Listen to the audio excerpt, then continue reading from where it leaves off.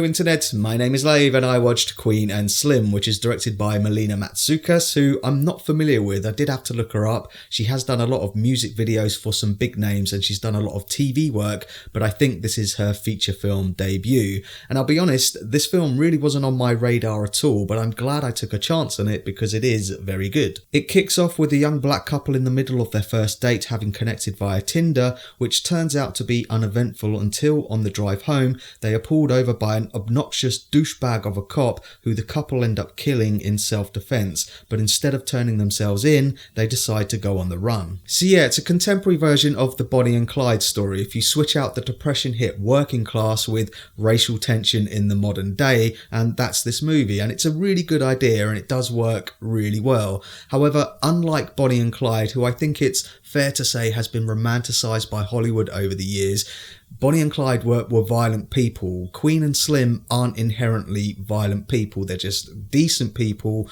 caught in a bad situation. However, like Bonnie and Clyde, they capture the public's imagination and attention, and along their journey, they meet various people who are rooting for them, who think they are standing up for justice, and they meet other people who aren't rooting for them, who think they're inciting violence. So despite the film being called Queen and Slim, it's as much about the public reaction and perception of the two and how it spreads throughout the community. But I don't want to do the two leads and the writing for their two characters a disservice. They're great on both fronts. Daniel Kaluuya delivers another fantastic, grounded and down-to-earth performance with a flawless American accent, and newcomer Jodie Turner-Smith, who I found out recently was also English and also has a flawless American accent, is also great. I would argue that her character has the biggest arc in the film and actually evolves the most throughout it. Like I said, when we first meet them, the sparks aren't exactly flying, but their relationship develops so naturally thanks to a terrific screenplay,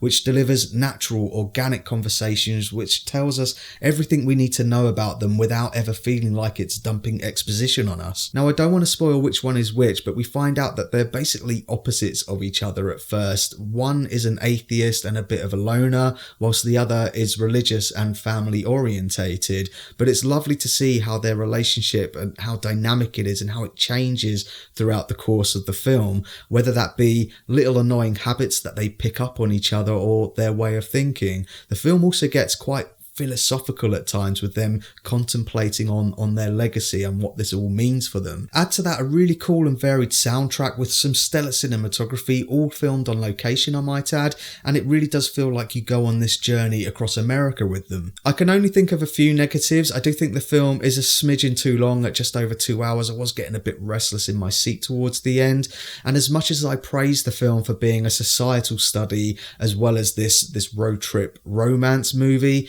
there were times where it broke being told from their perspective.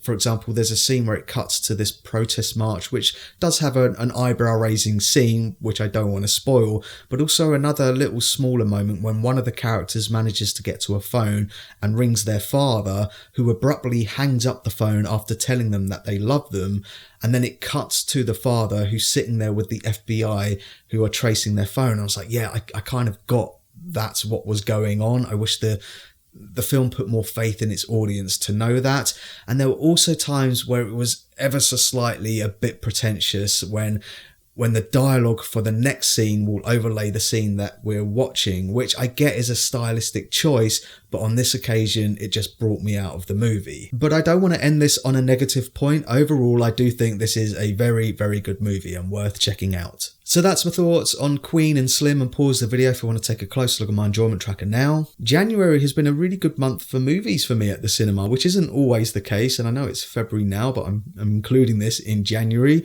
I'm really glad I didn't let this one fly under the radar, and I don't think you should either. But if you've seen it, let me know what you thought down in the comments, and as always, thanks very much for checking out this review. I really do appreciate it. If you can, give it a like, and don't forget to share the Lave.